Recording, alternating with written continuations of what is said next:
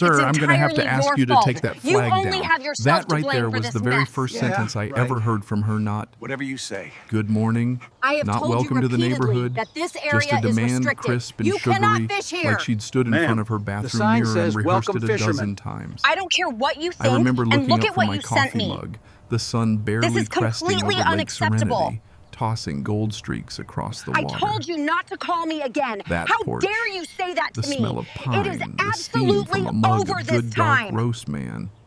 It was peace. The kind of peace you don't break unless the world's on fire. And there she was, mid-50s, tan like a leather handbag, dressed in pastel pink golf gear from head to toe. Her visor matched her lipstick, and she had a clipboard tucked under her arm like a loaded weapon. "Excuse me," I managed, feeling the day starting to slip sideways. "The flag, Mr. She flipped through a few papers. "Cole. It violates our community's aesthetic code. As president of the Lakeside Estates Homeowners Association, I'm giving you a written warning." I just blinked at her. "Aesthetic code," she said. "Yeah." Section 12, subarticle C rattled off like scripture. No flags, banners, or displays that disrupt the community's visual harmony. I took a slow sip of my coffee. "Ma'am, that's the American flag on my porch." She smiled at me, tight and bright, like a mannequin pretending to be polite.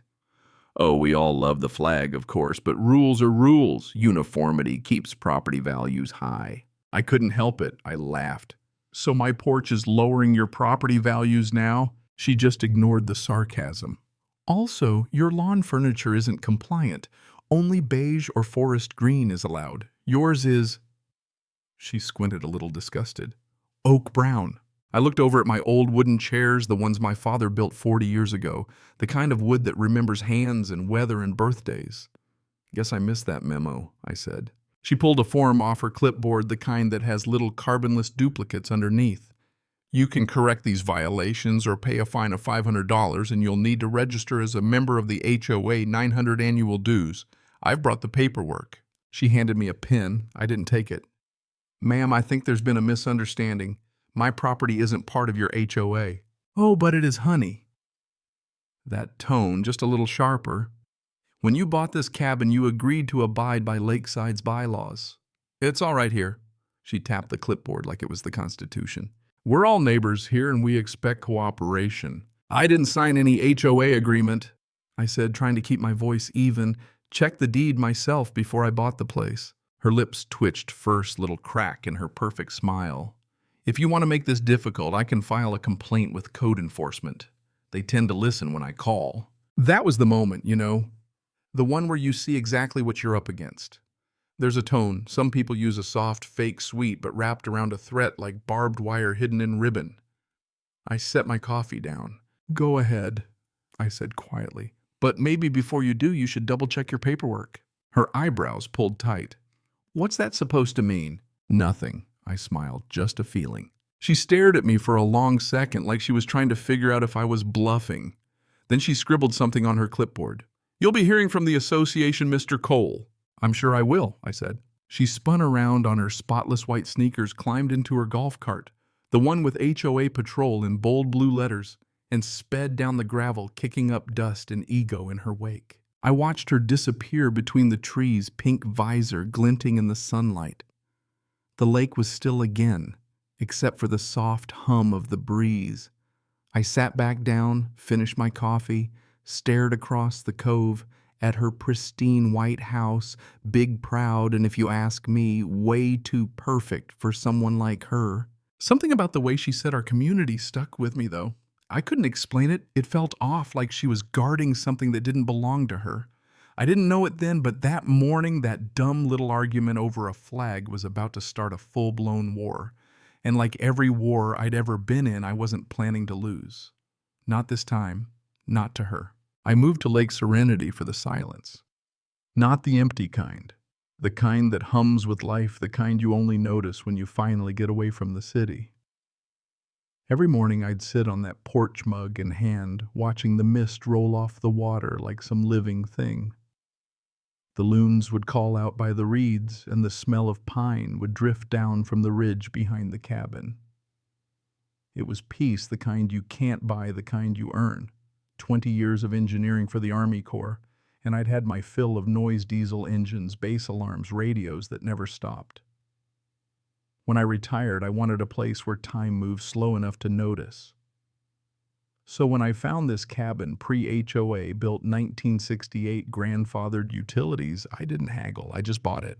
The first few months were perfect. Neighbors waved, folks fished off their docks, and the only real rule seemed to be mind your own business. Then along came Karen Wellington and her clipboard revolution. She hadn't been here long, maybe a year, bought that big white colonial across the cove, gutted it, rebuilt it with a wine cellar, and announced herself as president of something called the Lakeside Estates Homeowners Association. At first I thought it was just a hobby club, a few retirees who wanted the lawns neat, but then she started sending out violation notices to folks who'd lived here longer than I'd been alive. I saw one on my neighbor Sam Washington's door a week before she came after me about the flag. Sam's a Vietnam vet, 81, walks with a cane. His notice said his boat shed didn't meet architectural standards. I remember him laughing when I asked about it. "Son, I built that shed before that woman was born. Ain't no HOA telling me what shade of blue I can paint my own door." That was Sam, stubborn but right on principle. 2 days later, someone reported him for noise disturbance. Code officer came by, said his pickup was too loud. I didn't have to guess who called it in. That's when I realized Karen's version of community wasn't about togetherness, it was about control. She wasn't running a neighborhood. She was building a little kingdom, and the rest of us were supposed to kneel.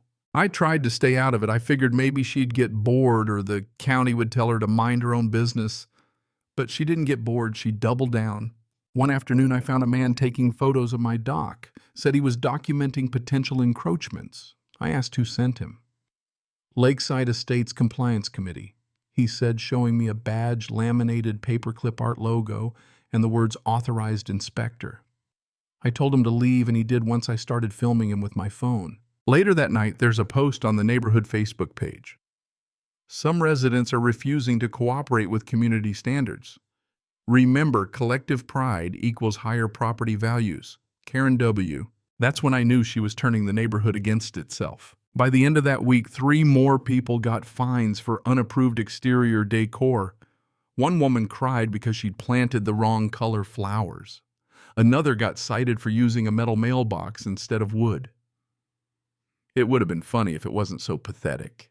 But the thing about power, even fake power, is enough people will believe in it if you say it with confidence. I started collecting evidence quietly, printed every notice screenshot, every post photographed, every official document she sent. Didn't know what I'd do with it yet. Old habits die hard. In the Army, we used to say documentation wins wars. And it was starting to feel like one. That night the sun dipped low and the lake turned orange. I sat on the porch again, same chair, same mug, but everything felt different. For the first time, it was too quiet, like the lake was holding its breath. Peace never lasts long when someone like her moves in, I remember thinking. 3 days after the flag incident, I came home from town to an envelope taped to my door. No return address, just bold red letters, official notice of violation, Lakeside Estates, Homeowners Association, inside a glossy form, legal-sounding phrases that looked impressive until you actually read them. Failure to maintain dock aesthetic standards, non-compliant, flagpole height, unauthorized exterior furnishings, total fines $975, deadline 30 days, payment instructions a P.O. box in town. I couldn't help but smile. It was almost artistic the way she mixed arrogance with amateur law. But most folks, they see homeowners association and panic. That's what people like Karen count on, fear disguised as paperwork. So I did what I'd been trained to do in uniform. Verify before you engage. Next morning, I drove to Cedar Falls, parked in front of the county courthouse, a brick relic from 1947 that smelled like mildew and bureaucracy, headed down to records. The air was cool, the sound of humming fluorescent lights and slow shuffling paper. That's where I met Dolores. 70 thin as a rake, glasses on a chain around her neck, the kind of woman who's probably seen more scams than the internet itself. "Morning, ma'am," I said, setting the violation letter on the counter. "I need to check if this HOA is actually registered with the county." She squinted at it, then chuckled. "Another one of those, huh?" Let me guess, Miss Wellington. I blinked. You know her. She pulled out a file drawer that screeched in protest. It's Oh, entirely honey, your she's fault. been down here You half a only dozen have times yourself this to month blame for asking this about mess. enforcement Yeah, authority. right. Thinks she can run the lake Whatever like a you say. subdivision in Phoenix. Bless her I have heart. told you Dolores repeatedly flipped through that this folders, area her is long restricted. nails You clicking on the cannot paper. fish here. She finally Ma'am, pulled out a the thin sign manila says, file. "Welcome fishermen." Lakeside I don't care Estates what you think, Homeowners and look at what you Association, Inc., sent me. registered 18 months ago. This is completely 12 unacceptable. members out of 47 properties. I told No you not county to call me recognition. again. How No dare you say enforcement that authority. to me? Just a It is private club as far as the absolutely law is over concerned. this time. So she can't actually fine anybody. She can't fine a mosquito, Dolores said dryly. She can pretend and folks might pay if they don't know better, but legally she's got no more power than the garden club. I laughed. Appreciate the confirmation. She lowered her voice. Off the record, son. Keep your receipts and your cool. Women like that thrive on reaction. You'll catch her with her own paperwork if you're patient. Good advice, as it turned out. On my way out, I grabbed copies of the registration docs for the HOA. 12 names, mostly absentee owners or short-term renters. One name caught my eye, Carmichael Holdings, LLC. Sounded like a business, not a neighbor. Made a note to dig deeper. That night I sat at my desk, a whiskey and a stack of printouts. The more I read, the clearer it became. This wasn't an association, it was a shell. A legal costume stitched together so Karen could bully people under the guise of community improvement. Minnesota Business Registry Online. Sure enough, the HOA's mailing address matched her house. President Karen Wellington. Treasurer Karen Wellington. Secretary, wait for it also. Karen Wellington. No board, no oversight, just one woman and her printer. Somewhere between amusement and disbelief, I started laughing. Outside the lake reflected the moonlight like polished glass. From across the water, the faint glow of her kitchen lights. She was probably drafting her next violation letter, sipping Chardonnay, feeling like queen of the shore. I raised my glass to the window. To your majesty, I muttered. Then I opened a new folder on my computer and labeled it Operation Paper Shield. Every screenshot, every document, every recording would go in there. I didn't know what in-game looked like yet, but if there's one thing the Army taught me, it's that every battle starts with intel. And this battle, this was just beginning. Back when I served, we had a saying, you don't win wars alone. You win them by knowing who's standing beside you. Turns out the same rule applies to neighborhood feuds. 2 nights after my trip to the courthouse, I decided to test the waters. Logged into the Lake Serenity Facebook group, the kind of place where folks usually posted fishing photos, lost dogs, or the secret to the best hot dish on the planet. I kept it simple. Has anyone else gotten violation letters from the Lakeside Estates HOA? Just trying to figure out if this thing's legit. I figured maybe I'd get 1 or 2 responses. 5 minutes later, my phone buzzed. Then again and again. By the time I'd finished my drink, there were 20 notifications. Apparently, I wasn't the only one on her radar. First came Janet Lewis, retired librarian. 67, soft voice, but sharp as a tack. She messaged me. Oh, I've been keeping records, dear. Every notice she's ever sent. You should see my binder. Then Tom Jacobs, who ran the marina down by Route 12. That woman's bounced 3 checks for boat fuel and tried to sue me when I asked for payment. Count me in. Then Florence, 90 years old, hair white as frost, still splits her own firewood and makes a blueberry pie that'll bring you to your knees. She wrote, she called the sheriff on me for feeding ducks, said it was an environmental hazard. Lord save us. That night I created a private group chat and named it the Truth Squad. It started as a joke. Within hours, there were 12 members, all people Karen had harassed, fined, or tried to intimidate. Janet volunteered as our archivist, scanning every letter, every threatening email, every photo of an official notice. The woman could organize chaos like it was her calling. Tom offered the marina office as headquarters neutral ground with a coffee pot that had seen more drama than a soap opera. Florence supplied baked goods. You can't fight tyranny on an empty stomach, she said, sliding brownies across the table. We met once a week, sometimes on porches, sometimes on boats, sometimes just over coffee. We weren't plotting revenge, we were documenting truth. Every complaint, every interaction, every bribe attempt went into Janet's binder, which was fast becoming the neighborhood's holy text. What started as a few annoyed neighbors slowly became something else, a movement. Folks began to realize they weren't alone. That was the part Karen never understood. Bullies only win when they isolate their victims. Once folks started comparing notes, her illusion of power began to crack. One evening, Tom mentioned something interesting. You know that LLC name on her mail, Carmichael Holdings, I've seen it on the county tax rolls. Not just her property, but a few rentals up on the North Shore. Vacation rentals, I asked. Yeah, Tom said. Big money. She's been running weekend rentals like a hotel, except she never registered for a business license. The hypocrisy would have been funny if it wasn't so predictable. The woman preaching about community values was running an unlicensed commercial operation in the middle of a residential zone. Janet, who by now was more private eye than librarian, confirmed it. She even found online listings under fake host names, but the contact number was Karen's. That's when it all started to click. This wasn't just a power trip, it was a business model. The more she controlled the neighborhood, the more she could scare longtime owners into selling or renting through her shell company. It wasn't about flags or flowers or mailboxes, it was about money. I walked home that night, the air cold, smelling of lake water and wood smoke. Across the cove, her mansion glowed white under the porch light's perfect sterile hollow. I thought about all the people she'd scared into silence. For the first time since moving here, I didn't feel like a loner with a cabin. I felt like part of something bigger. The Truth Squad wasn't just a chat group anymore. It was a quiet resistance, and we were just getting started. A week after the Truth Squad formed, Karen struck back. It started with a knock on my door, sharp, official, and way too early for a Saturday. When I opened up, 2 men in matching polos stood there. The shirts read Lakeside Compliance Division. One carried a clipboard, the other a camera. "Morning, sir," said Clipboard, sounding like he was reading off a script. "We're here to conduct a property inspection." I looked them over. No badges, no county insignia, not even a real company logo. Just vinyl letters, ironed on crooked.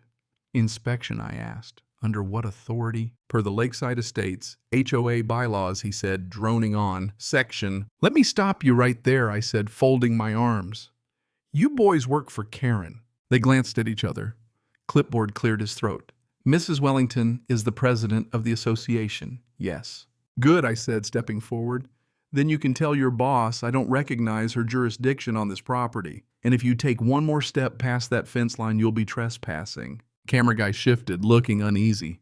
"We're just trying to do our job, sir." "Then get better jobs," I said, and shut the door. A few minutes later, I heard their golf cart sputter down the gravel. I grabbed my phone, took photos of their license plate and shirts, and added them to Operation Paper Shield. That was the moment I knew she'd escalated. Petty fines and fake letters were one thing. Sending goons with cameras was another. By the next day, Florence called. "She sent those same boys to my dock," she said, voice trembling with anger. "Told me my fishing lights were a nuisance violation. I told them to take their nonsense and shove it." 2 hours later, Tom at the marina reported something worse. Real County code enforcement had shown up. Karen had filed a complaint claiming his fuel tanks were unlicensed and unsafe. That's when it hit me. She was testing how far she could get by mixing truth with lies. Use fake reports until someone real bites. And once the government steps in, it's a whole different ball game. So I switched tactics. That night I printed every incident log we'd collected, photos, letters, timestamps, everything. Then I called an old friend, Arthur Kim, a real estate attorney I'd met during a land use project years back. He answered on the second ring. "Cole, you finally retired or just bored?" "A bit of both," I said. "Listen, I've got a situation. Fake HOA, phony fines, possible harassment, and fraudulent filings. Need your eyes on it. Send me what you've got." I did, 50 pages of it. The next morning, Arthur called back, voice almost amused. "Well, she's ambitious, I'll give her that. But half these documents violate state law. She's not just pretending to be an HOA, she's operating one illegally, and if she's collecting money, that's wire fraud territory." He paused. "You want me to dig?" "Dig," I said. "I want every root exposed." For the next few days, I laid low porch light off watching the lake. From across the cove, sometimes I'd see her Karen standing on her balcony, arms crossed, scanning the shoreline with binoculars like she was guarding a fortress. Almost funny if it wasn't so sad. Then came the letter certified mail, this time stamped with a real county seal. Notice of zoning It's violation, entirely your unauthorized fault. structure, You only dock have yourself extension. to blame for this mess. Complaint filed by, right. you guessed it, Lakeside Whatever you Estates say. HOA President I have Karen told you Wellington. repeatedly She'd that reported this my area dock, the is one built restricted. 50 years You ago, as a cannot new fish here. illegal addition, Ma'am, and somehow the sign convinced the says, zoning "Welcome, office fishermen." to open a file. I don't care what you think, and look at That what you night, I sent walked me. down to the water with a flashlight. This is completely The dock unacceptable. creaked under my boots, the reflection of her house I told rippling you not to across call the me surface, again. bright How and dare you smudged. say that I to traced me? my hand It along is the railing, the one my absolutely father over built. He this taught time. me real structure comes from what's beneath the surface, the pilings, the foundation, the stuff no one sees. That's when the idea hit me. She wanted a war of paperwork and politics.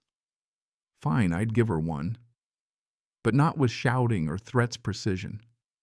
If Karen Wellington was obsessed with control, the thing that would destroy her wasn't anger, it was exposure. If there's one thing the Army teaches, it's how to prepare for a fight before anyone else realizes one's coming. Arthur called 2 days after I sent him the full binder of evidence. I've reviewed everything he said. Your HOA isn't just illegitimate, it's actively fraudulent. She's using fabricated bylaws, self-issued titles, collecting unregistered dues.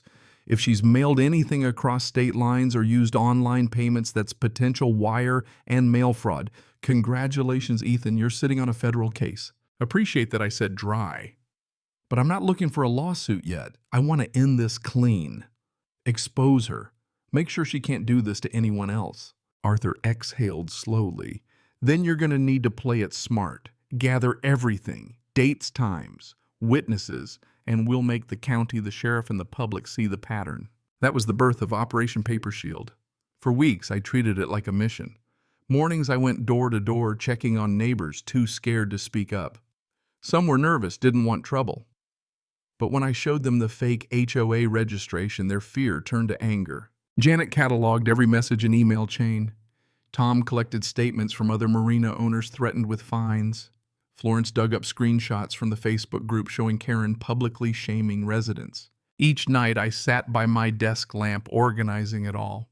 Tabs, labels, logs. My living room looked like a war room, maps, names, folders on every flat surface. Arthur called again the next week. I've got something, he said.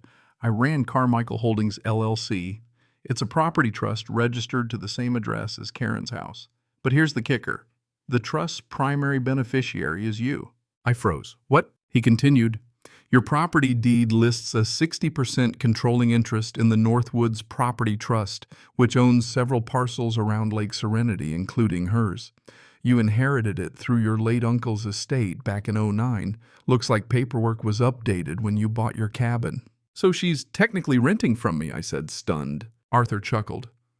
Technically, she's been paying herself rent on land she doesn't own. You're her landlord, Ethan. I didn't say anything for a while, just listened to the wind against the window. Then I laughed quiet, almost crazy sounding. Well, I guess it's time to remind the good Madam President who really owns the castle. Careful, Arthur warned. If you play this wrong, she'll spin it as harassment or retaliation. Let me handle the paperwork. You keep gathering proof. That night, I took a long walk down to the dock. The moonlight painted the water silver. Across the cove, Karen's porch lights glowed beacons, blinding, artificial. Somewhere out there, she was still drafting violation notices, sipping her wine, convinced she was untouchable. But the tide had shifted. She just didn't know it yet.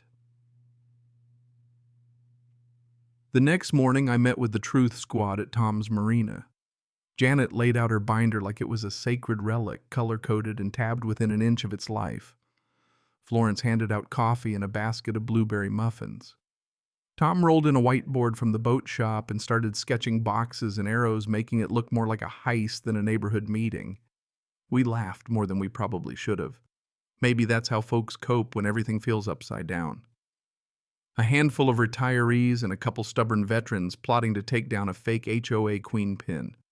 But behind all that laughter was something real purpose. Janet looked over at me.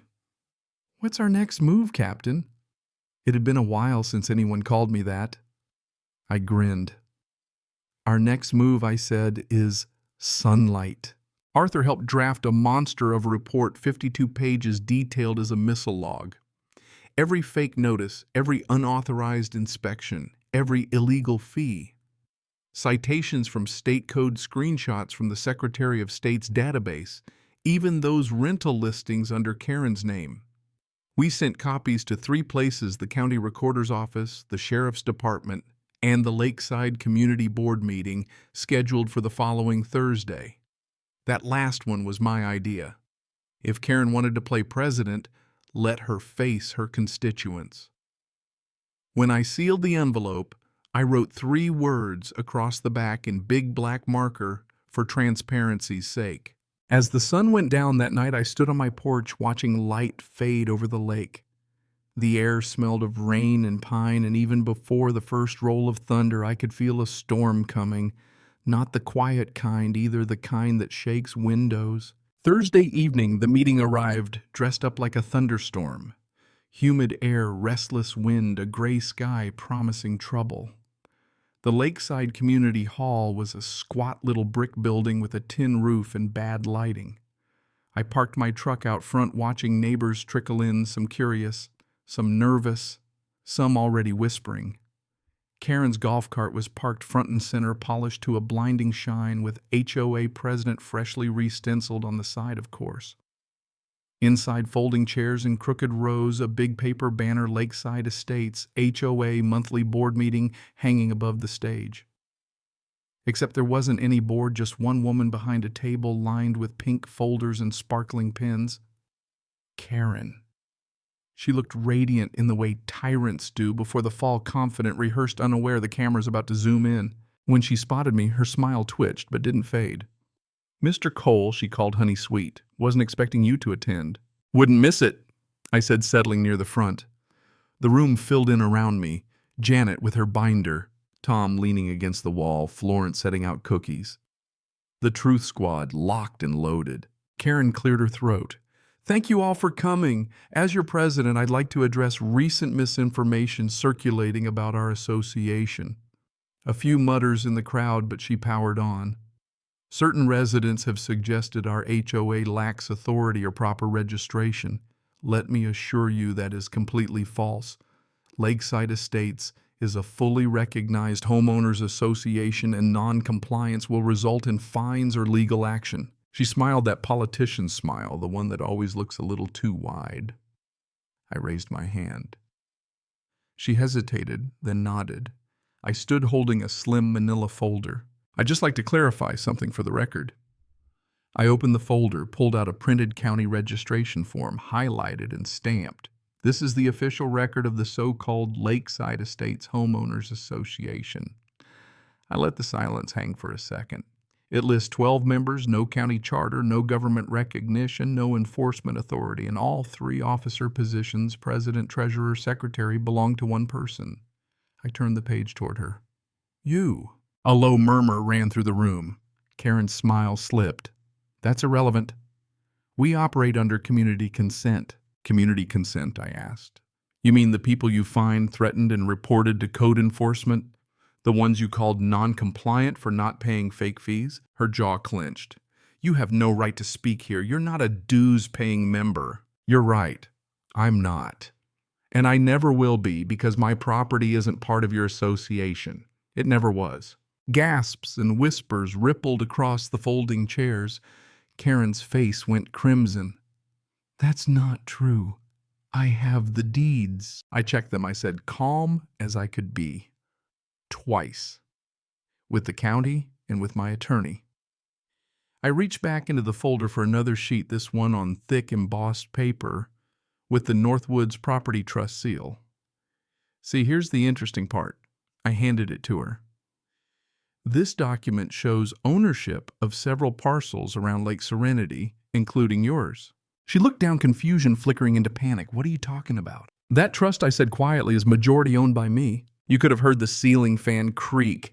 I leaned a little closer, just enough for her to catch its steel under the voice. "So before you send me another fine or inspection notice, maybe double check your lease agreement, because you've been paying rent, Karen, to me." Her mouth opened, but nothing came out. Tom let out a low whistle. Someone near the back chuckled. Even Janet couldn't hide her grin. Karen tried to recover, voice cracking. "This is harassment. You can't—" I held up a hand. "No, ma'am. What you can't do is impersonate a governing body, collect illegal dues, falsify legal notices, and defraud your neighbors. It's That's entirely what the your sheriff fault. will be You explaining only when have they yourself review to this blame for this packet." mess. Yeah, right. I gestured to the thick Whatever you say. envelope on the table, I Arthur's have told you report labeled repeatedly that this neatly area is restricted. fraudulent You cannot fish HOA here. operations Ma'am, evidence the summary. sign says, Karen "Welcome stood fishermen." frozen, staring I at don't it care like a what you live think, grenade. and look at what you sent Then me. Janet of all people spoke up, This her is voice clear completely and sharp. unacceptable. "I moved to dissolve the Lakeside I told Estates you not HOA. to call me again. Florence How dare seconded you before say that Karen to me? could breathe. It is absolutely Half the room over raised their this hands. time. Karen's voice broke. "You can't vote. This isn't Tom." Cut her off. "It's over, Karen." She looked at me, glassy with fury and disbelief. "You planned this." I just gave a faint smile. "No, ma'am. You did. I just brought the paperwork." The clapping started slow, then grew until it filled the whole room. Karen gathered her papers, hands shaking, and stormed out, slamming the door so hard the paper banner fell. For the first time in months, the air felt light again. Outside, thunder rolled over the lake right on cue. The morning after the meeting, the lake felt different. Not the kind of change you see, the kind you hear. The air was lighter, the water moved freer. No echo of Karen's golf cart whining across the shore. I stood on my porch, coffee in hand, watching fog drift over the surface. For the first time in months, the quiet didn't feel tense. It felt earned. Then the phone started ringing. "First Tom, buddy, it's all over Facebook," he said, half laughing. "Somebody filmed the whole meeting. It's got 5,000 views already. People from the next town over are calling it a courtroom drama." Then Janet Dolores from the courthouse stopped by this morning. County Recorder's Office has already received half a dozen complaints against Karen's fake HOA. They're opening an investigation. By noon, the local radio was running the headline, "Lake Serenity HOA President Accused of Fraud Residents Claim Fake Dues Threats." I didn't post a thing. Didn't have to. The truth was doing just fine on its own. Around 3, Arthur called. "She's panicking," he said. Her attorney called the DA asking about potential civil misunderstandings. They're trying to get ahead of this before it turns criminal. I didn't answer right away. Watched a heron glide over the lake wings, stretched wide and silent. Finally, I said, "You think it will?" Arthur chuckled. "It already has. The minute she mailed those fake fines, she crossed into felony territory. But let's not gloat. County's got to make it official. You just keep your head down." "Copy that," I said. That night, the Truth Squad met at Florence's cabin. No agenda, just stories, laughter, and pie. Sam Washington, the old Vietnam vet, even showed up, cane and all. He clapped me on the shoulder. "Hell of a thing you did, son. Reminds me of '68, except back then the enemy didn't bake banana bread." We laughed until our sides hurt. But behind the jokes, there was heaviness. Some folks were relieved, others were angry. Angry not just at Karen, but at themselves for letting it go on so long. Janet said it best. She made us doubt our own rights. That's the worst kind of theft, the kind that takes your confidence. I nodded. That's why we document, because truth fades fast when no one writes it down. By week's end, the DA officially opened a fraud investigation. Arthur forwarded me the statement. Subject investigation into unlicensed HOA activity, mail fraud, and property misrepresentation, Lake Serenity region. No names needed. Everyone knew. Karen disappeared for a few days after that. Her house stayed dark blinds drawn. Rumor was she'd driven into the city to consult legal counsel. But on the 5th night, I heard the familiar whine of her golf cart. Again, headlights cutting through the trees. She stopped by the mailbox at the end of my drive, sat there a long time staring at my cabin, then turned around and left. Didn't say a word. Didn't need to.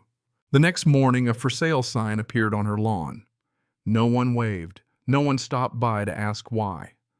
Lake Serenity moved on like a body healing after infection, slowly, quietly, cell by cell. The county sent official letters dissolving the unregistered HOA. Deeds were corrected, fines refunded. The sheriff's department even hosted a community rights workshop at the hall led by Dolores of all people. Tom put up a new sign at the marina: no fees, no fear, no fake, HOA. We all laughed, but underneath there was pride, a sense of having taken something back. One evening, as the sun melted into the water, Florence joined me on the dock. She handed me a slice of pie and said, "You know, Ethan, I don't think she was evil, just addicted to control. People like that don't know who they are unless they're bossing somebody around." I nodded. Maybe. But control's a dangerous drug. We sat quiet, listening to the lake slap gently at the pilings. The water was calm again, but calm has a weight to it, the kind that reminds you how loud things used to be. I took a deep breath, said quietly, "Operation Paper Shield. Mission complete."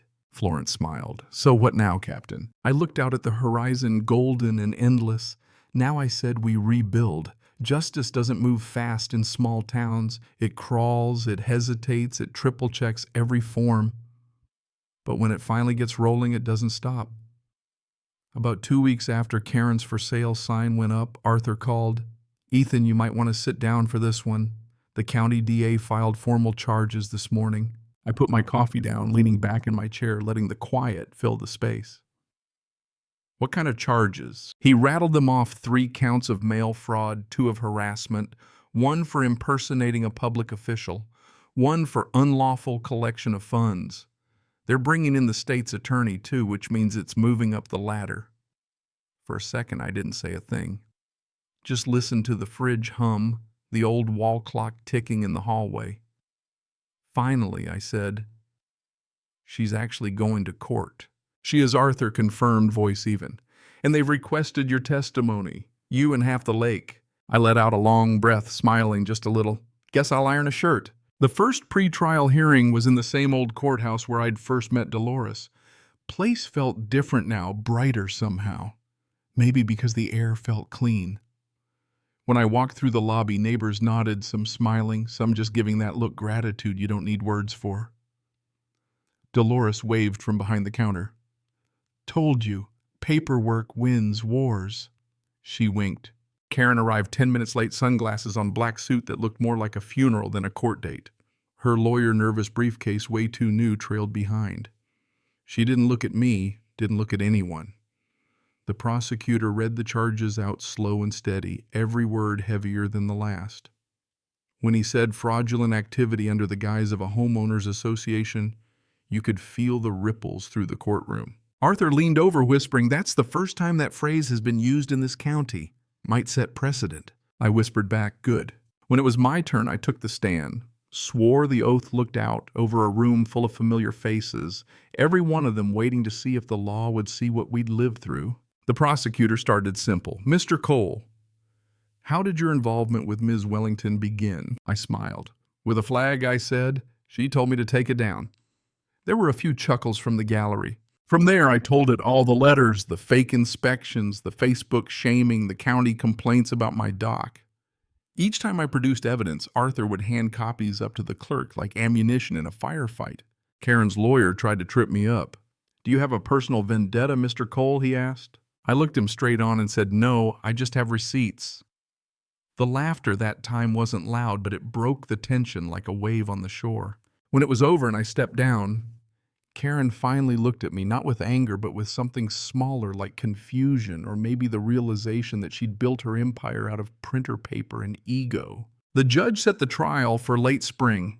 Until then, Karen was barred from contacting residents, collecting payments, or claiming any HOA authority. Walking out into the sunlight, I could hear the courthouse bells ringing, slow, echoing final. A reporter from Channel 7 stopped me on the steps.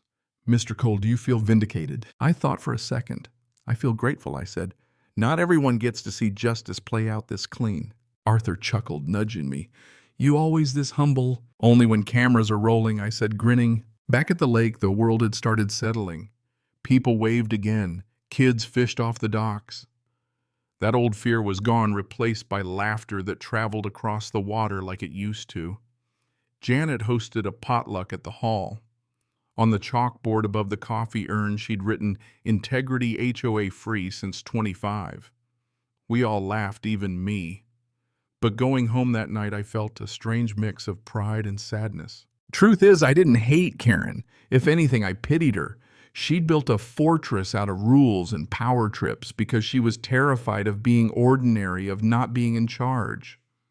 But when control becomes your only compass, losing it feels like the end of the world. Maybe for her it was. As the moon rose over Lake Serenity, It's I poured a entirely drink your and fault. sat on the dock, You only listening have to yourself frogs to blame sing in for the this reeds mess. and the Yeah, water lapping right. softly at the post. Whatever you say. This time the sound I have wasn't told you lonely. repeatedly It sounded that like this peace. area is Spring restricted. came late You that cannot year. fish here. The Ma'am, ice broke the early, sign but the says, air "Welcome, still had fishermen." bite, the kind of I don't care northern what you chill that think, makes the and truth look at what you sound sent me. sharper. Karen's trial This is started on a completely Monday morning in the unacceptable. same old courthouse, the place now humming with I told reporters you and not court to call clerks and me again. officials from How neighboring dare you towns. say that to me? Arthur and I It sat is in the hallway, his tie absolutely navy over blue, this same one time. he'd worn since Carter was president. "You ready, Ethan?" he asked. "As I'll ever be," I said. He nodded. "Just tell the truth. It sells itself." Inside the courtroom was packed. Not just neighbors, small-town officials, clerks, even deputies from other counties. It felt less like a trial, more like a reckoning. Karen sat at the defense table, pale and small, all that pastel confidence stripped away. She looked like someone realizing the crown she wore was made of paper. The prosecutor stood. "Your Honor, the state of Minnesota presents the case of People versus Karen Wellington on charges of mail fraud, impersonating a public officer, harassment, attempted bribery of county officials." Each word hit like a hammer. When they called me to the stand, the room grew so quiet you could hear the ceiling fan click. "Mr. Cole," the prosecutor began. "You've known Ms. Wellington? How long?" "About a year and a half," I said. "In that time, did she ever provide legal documentation showing her homeowners association had jurisdiction over your property?" "No, sir.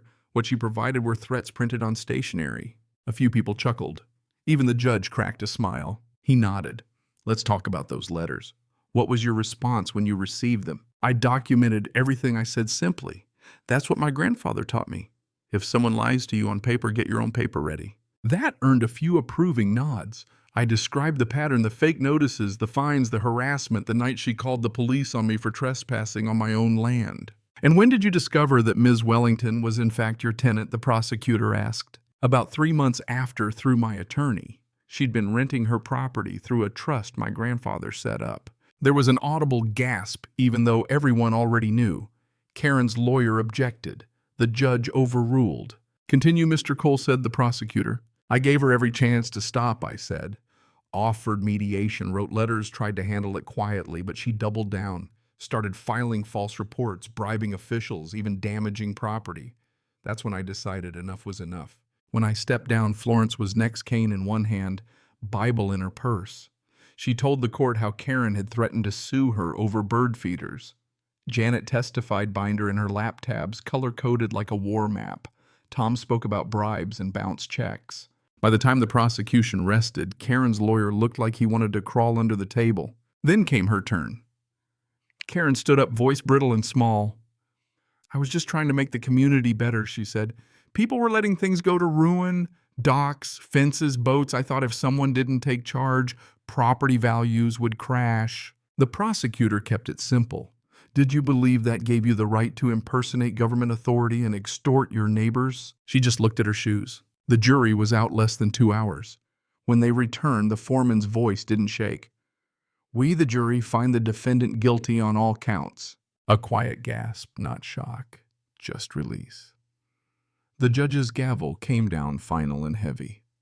"Sentencing in 30 days. Ms. Wellington, you are hereby remanded to custody pending review." She froze, then looked at me not with hate, but almost with relief, like the war she started was finally over even for her. As deputies led her away, nobody cheered or clapped. We just stood quietly honoring the end of a long storm. Outside, the clouds were breaking. Sunlight spilled down the courthouse steps. Arthur patted my shoulder. "Justice done," he said. "Yeah," I said, watching the light ripple on the windows. "Justice and maybe mercy, too." When I got back to Lake Serenity that night, the water was calm again. The flag fluttered on my porch in a steady breeze, and for the first time in a long time, The lake truly lived up to its name. I stood there as the sun set behind the trees, gold pouring across the ripples, thinking, some tides are worth the storm it takes to turn them. Summer came on, slow and warm, the way forgiveness sometimes does, steady, surprising, and real. By June, Lake Serenity looked like itself again. The water ran clear, kids were back on paddleboards, and the old pier, once rotting, had been rebuilt by half the neighborhood in a weekend of laughter music and enough beer to sink a canoe. The ghost of Karen Wellington lingered only in stories like the smell of smoke after a fire. Most mornings I'd sit on the porch, coffee in hand, watching the fog lift off the lake, thinking about how strange it was to wake up without bracing for trouble. Then one Saturday, Florence knocked on my door. Town meeting at 7, she said, bright as ever. They're talking about forming a real association, this time one that actually helps people. I laughed. A good HOA, that might be rarer than a unicorn around here. She grinned, winking. Maybe so, but we've got good people now. That night, the hall was packed, no tension, no threats, just neighbors with folding chairs, homemade pies, and a kind of hope you could actually feel.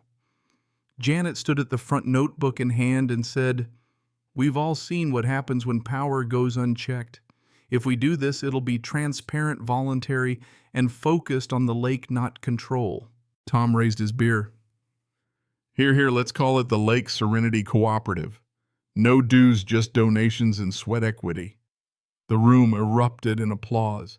It wasn't about rules anymore, it was about trust, about fixing what had been broken without turning into what we just fought off. They elected a little committee, Florence as chair, Janet as treasurer, Tom as maintenance head, and somehow me as community liaison, whatever that meant. After the meeting, Florence pulled me aside. "Ethan, you're good at keeping people honest without making them feel small." I shrugged. Old military trick, praise in public, correct in private. She laughed. Maybe write that in the bylaws. In the weeks that followed, the cooperative turned ideas into action. We cleaned the shoreline, repaired docks, built a big wooden bulletin board at the marina for local notices, free ads, boat rentals, community events. The sense of ownership came back, but this time it was shared. Dolores from the courthouse visited one afternoon with official papers dissolving the old HOA permanently. She handed them to me with a smile. "Frame it," she said. "It's your trophy." I did, right next to my grandfather's Navy photograph. By July 4th, the community held its first Freedom on the Water celebration. Kids waving flags, Tom flipping burgers, fireworks bursting over the glassy lake. As the finale lit up the sky, Florence leaned in and said, "Feels like we earned this one, doesn't it?" "Every spark," I said, heartful in a way it hadn't been in years. A week later, a letter arrived, return address Wellington and Associates, LLC. I hesitated before opening it, half expecting some legal curveball, but inside was a short handwritten note. "Mr. Cole, I've accepted the plea deal. Community service, restitution, no jail. I'm leaving the state for good. I hope you'll believe me when I say I'm sorry not for being caught, but for what I became. Karen Wellington." I read it twice, then set it down. "Arthur called that evening. You see the letter." "Yeah," I said. "You think I should reply?" "Sometimes silence says enough," he said. "She's got her road. We've got ours." "You're a better man than most," he added. "I'm just tired of fighting," I said, and meant it. That night I walked out to the dock under a high silver moon. I thought about all the nights I'd stood there before, angry, on edge, waiting for the next knock, the next threat. Now there was only peace. A loon called from across the lake, echoing like a memory you don't mind keeping. I knelt down, trailed my fingers in the cool water, and whispered, "You're clean again, old friend." From the corner of my eye, I saw lights from other cabins flicker on little beacons across the water, families settling in, laughter rising from porches, the smell of barbecue drifting on the breeze. Lake Serenity had its soul back. And maybe, just maybe, so did I. As I turned to head inside, I glanced at the framed certificate on the wall, Dissolution of Unregistered HOA County of Clearwater, filed 25. Under it, I'd taped a small handwritten note from Florence. "We don't need rulers here, just good neighbors." I smiled. Sometimes redemption doesn't come with applause or headlines. Sometimes it just sits quietly on the water, reflecting the sun like nothing bad ever happened. The tide had turned and stayed turned. It's funny how quiet feels different when you fought for it. A year passed since the county sealed the case, but every morning I still wake to the same sound, the water brushing the dock, the flag whispering against the pole, that one stubborn woodpecker hammering away at sunrise. Sometimes I pour my coffee and think about the first day I met Karen Wellington, that pink visor, that clipboard, that tone. I used to think she was the problem. Now I realize she was just the symptom. Power without accountability, that's the real sickness. And small towns, God bless them, are breeding grounds for it if folks stop paying attention. I kept every document from the ordeal, the letters, the fines, the screenshots, the certified mail receipts. They're in a weatherproof box under my desk labeled Operation Paper Shield. Not because I plan to use them, but because they remind me of something I almost forgot: you can't defend what you don't understand. That's the thing about rights. They're like fences. Not to keep people out, but to remind everyone where the property line really is. Sometimes when visitors stop by, friends from town or a new family buying their first cabin, they ask about the fake HOA story. I usually smile and say, it wasn't about an HOA. It was about people forgetting that freedom's supposed to be boring. They laugh, not sure what I mean, but it's true. Freedom isn't fireworks or flags. It's being left alone on a Tuesday morning to drink your coffee without someone banging on your door demanding dues. And that's why I stayed. Lake Serenity's changed since then, but in all the best ways. The cooperative we built is still running small, simple, honest. No power trips, no secret rules. Just neighbors mowing each other's lawns when the mower breaks, fixing docks together, organizing cleanup days. Florence still brings pie to every meeting. Tom swears he's going to retire from maintenance every month, but shows up first anyway. Janet runs the budget like she's still on the Navy payroll. We even built a memorial bench near the marina, carved from driftwood and sealed in thick varnish.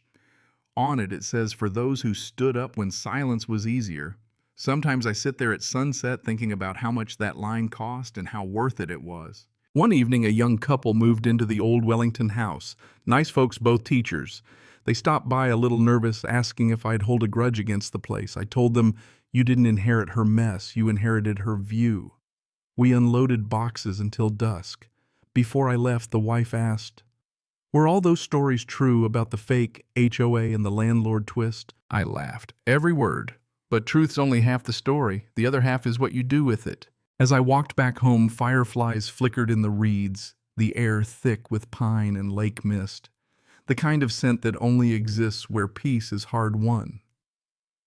I paused at the end of the dock, watching the reflection of my cabin lights ripple on the water. My grandfather used to say, Ethan, never pick a fight you can't end with a handshake. I didn't quite get it back then. Now I do.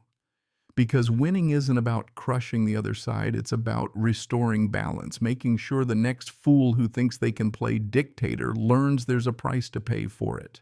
And sometimes that lesson doesn't come from anger or revenge. It comes from paperwork, patience, and a very long memory. The stars came out one by one.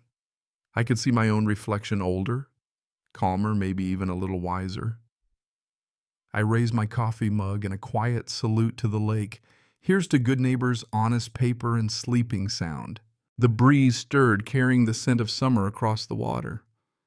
That's the funny thing about peace. Once you've earned it, it doesn't feel silent.